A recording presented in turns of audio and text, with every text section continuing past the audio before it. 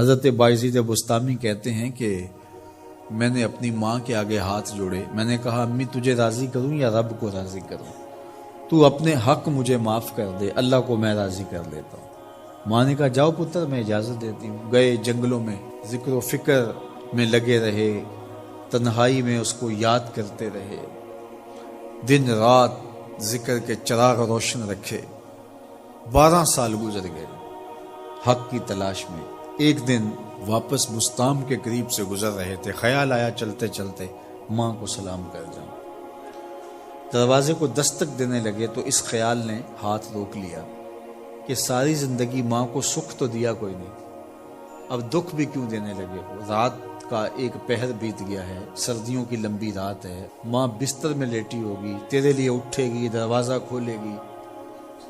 دروازے کے ساتھ ہی لگ کے بیٹھ گئے اور ساری رات کاٹ دی، اس خیال سے کہ ماں کو تکلیف نہ ہو۔ جب سحری کا وقت ہوا تو اندر سے جو نالی آتی تھی اس نالی سے پانی آیا، سمجھ گئے میری ماں تہجد کے لیے اٹھی ہے اور وضو کا پانی ہے، تو فوراً دروازے پہ دستک دی۔ اندر سے آواز آئی بیٹا بایزید میں ابھی آئی۔ مائیں بیٹوں کے دستک کے انداز سے جان لیتی ہیں یہ کس بیٹے کے ہاتھوں کا لمس ہے۔ 12 سال کے بعد آئے، دستک دی، کہا بیٹا بایزید میں ابھی آئی۔ ماں کی تو نگاہیں ہی دروازے پہ رہتی ہیں۔ اللہ اکبر۔ کہتے ہیں کہ ماں نے دروازہ کھولا، 12 سال جنگلوں کی خاک چھانتے بیت گئی تھی، پراگندہ صورت، بکھرے ہوئے بال، پھٹے ہوئے کپڑے۔ میری ماں کی جب نگاہ میرے پہ پڑی تو اس کی چشمان سے موٹے موٹے آنسو ٹپکنے لگے، اور اس نے ایسے ہاتھ پھیلا کے کہا مالک میرا بیٹا بایزید تیری طلب میں نکلا تھا، تو نے ابھی تک اسے اپنا قرب نہیں دیا۔ حضرت بایزید بستامی کہتے ہیں 12 سال کی ریاستوں سے جو کچھ نہیں ملا تھا ماں کے اٹھے ہوئے ہاتھوں سے مل گیا۔ میں نے کہا مالک میں تجھے کہاں ڈھونڈ رہا ہوں، تو کہاں موجود ہے؟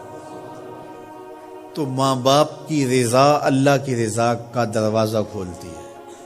جن لوگوں کے ماں باپ ناراض ہیں اور وہ جا کے پیر صاحب کی خدمت کرتے ہیں اور میاں ماں کے قدم چومو، باپ کی ٹانگیں دباؤ، ان کی خدمت کرو، تمہارے پہلے مرشد وہ ہیں، ان کو راضی کرو، پھر کسی شیخ کامل کی صحبت میں آنا، دیکھو کیسے دل کی بند کھڑکیاں کھلتی ہیں۔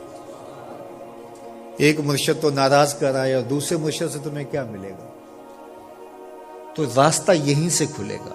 والدین کو کبھی ناراض نہ کرو، والدین کو کبھی دکھ نہ دو، والدین کو کبھی تکلیف نہ پہنچاؤ، اور والدین کو بھی چاہیے کہ اپنی اولاد کو اپنا نافرمان نہ بنائے۔